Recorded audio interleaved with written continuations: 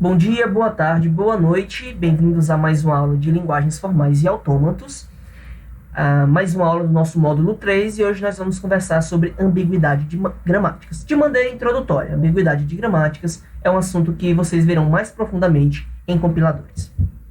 Bom, na última aula nós vimos o lema do bombeamento para linguagens livres de contexto, vimos que nem todas as linguagens são livres de contexto e que nós provamos isso através do lema do bombeamento.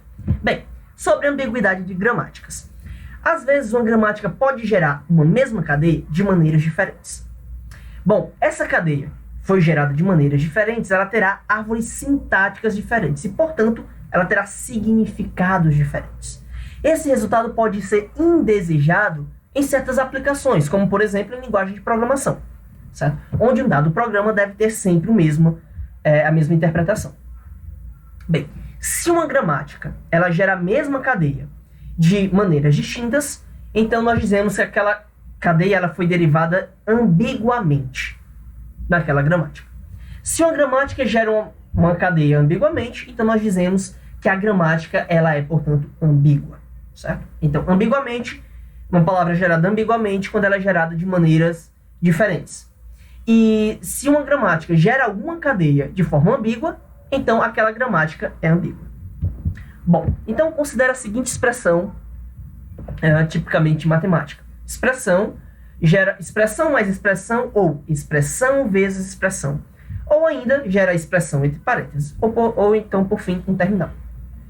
Bom, essa cadeia, ela gera a gramática A mais A vezes A ambiguamente. Então, como é que eu posso gerar A mais A vezes A nessa cadeia? Bem, eu posso gerar A mais expressão, e nessa expressão eu posso gerar A vezes A. Então, eu teria A mais A vezes A. Ou eu posso fazer esse daqui primeiro. A vezes A mais A, por exemplo. Certo? Então, eu vou ter árvores sintáticas diferentes. Então, A mais A vezes A, ou A vezes A mais A. Certo? Então, veja que nós temos duas árvores diferentes e que têm significados diferentes. Certo? Nessa árvore aqui, a gente faz primeiro sempre o que está no mais baixo nível. Eu vou primeiro multiplicar e depois o resultado da multiplicação será somado. Aqui eu vou primeiro somar e então o resultado da soma será multiplicado com o termo que vai aparecer bem aqui. Bem, e isso pode claramente dar valores diferentes, então tem significados diferentes. Certo? Bom, então, essa gramática ela não captura as relações de precedência usuais. Existe até aquela pergunta que é feita como uma pegadinha: quanto é 2 mais 2 vezes 2? Não é? Bom, nós sabemos o resultado dessa pergunta porque nós sabemos que existe uma relação de precedência entre os operadores. Mas quando nós fazemos uma gramática para modelar essas relações de precedência, essas regras precisam estar na nossa gramática. Se elas não estiverem na nossa gramática, como é o caso dessa daqui, pode acontecer de nós gerarmos essa expressão de maneira diferente, com significados diferentes e resultar em valores distintos, o que não deveria acontecer. Bom, então uma maneira de fazer isso é retirar a ambiguidade da gramática. Então a gramática sempre vai gerar da mesma maneira e da forma como a gente gostaria que fosse, que é respeitando a precedência entre os operadores. Certo? Então, essa aqui seria uma gramática não ambígua e que respeita a diferença, a precedência dos operadores, mas nós vamos conversar sobre essa gramática um pouco mais à frente. Aqui nós temos um outro exemplo com mais palavras, assim. Né? Então, essa frase consegue ser gerada por essa gramática de maneiras diferentes. Bem, noção de ambiguidade, um pouco mais formalmente, quando dizemos que uma gramática gera duas cadeias de maneira ambígua, nós queremos dizer que a cadeia tem duas árvores sintáticas diferentes. Bom, duas derivações podem diferir meramente pela ordem em que elas substituem as variáveis e ainda assim não na sua estrutura geral. Então, por isso que a gente precisa que as árvores sintáticas sejam diferentes, porque aí, sim, elas significam coisas diferentes e podem ter resultados diferentes, onde nós não desejamos. Né? Como é o caso das expressões, em que nós queremos que tenha sempre o mesmo resultado, o mesmo significado. Então, exemplo de gramática ambígua, né? Expressão é expressão mais expressão, ou expressão vezes expressão. Nós podemos derivar o expressão mais expressão vezes expressão de maneiras diferentes, como nós já vimos, tem duas árvores sintáticas diferentes, né? Essa daqui da esquerda e essa da direita. Então, nós temos duas árvores sintáticas diferentes e nós temos diferença entre a precedência dos operadores. Isso são problemas que nós temos que resolver.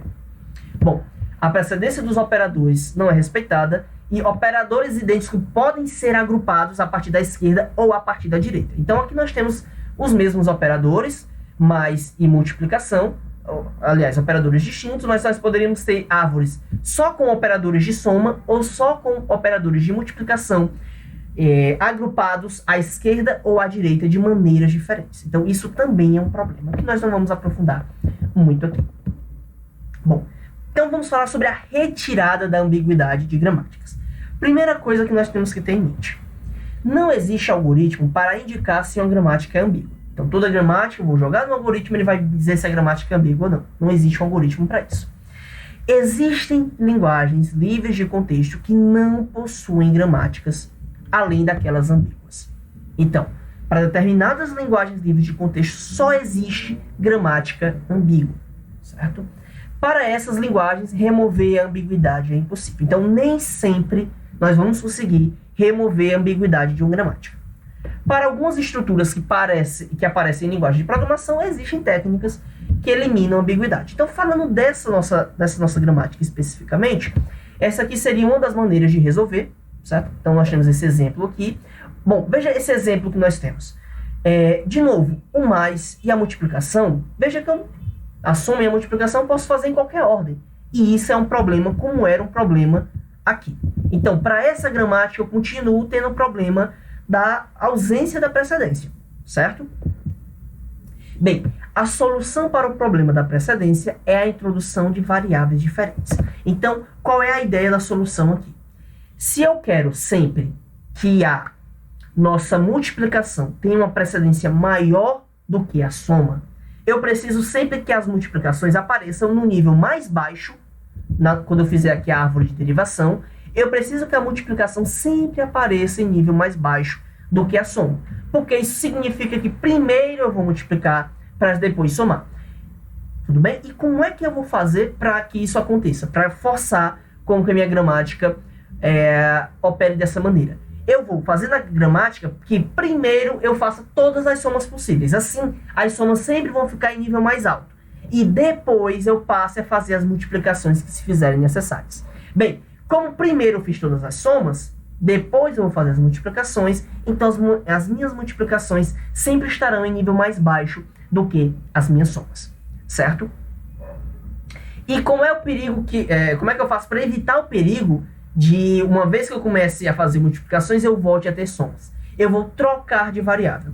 E aí, quando eu trocar de variável, eu posso agora só fazer multiplicação, eu não posso mais somar. Isso eu faço com que minha gramática faça todas as somas em um nível mais alto e as multiplicações em um nível mais baixo, né? Bom, lembra que além disso tudo, nós temos que o parênteses ele quebra a precedência. Então, nós precisamos que os parênteses fiquem no mais baixo nível, inclusive depois da multiplicação. Então, primeiro eu faço todas as somas, depois eu faço todas as multiplicações e depois eu vou executar todos os parênteses. Dessa maneira, eu garanto a ordem da precedência que eu desejo ter. Então, o resultado fica da seguinte maneira. Começo com expressão, e a expressão permite que eu faça expressão mais f aqui, f de fator, certo? Então, eu posso fazer expressão mais fator, expressão mais fator, expressão mais fator. Bem, e o que acontece? Em algum momento, eu posso vir aqui e transformar minha expressão em termo.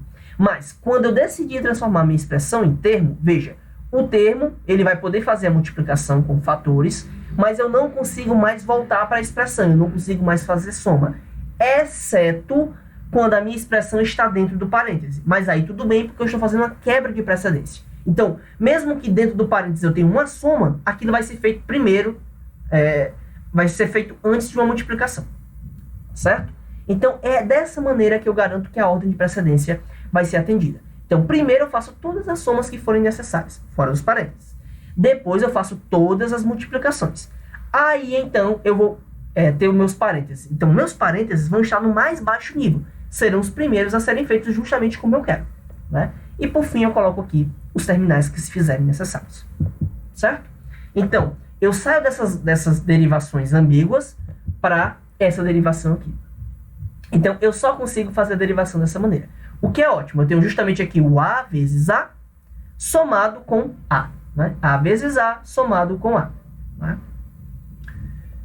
Bom, então, aqui só um reforço sobre a questão da ambiguidade. Bom, pessoal, então, só lembrando para vocês. Às vezes, quando temos uma gramática ambígua, nós podemos encontrar uma gramática não ambígua que gera a mesma linguagem. Ou podemos pegar aquela gramática ambígua e tirar a ambiguidade dela.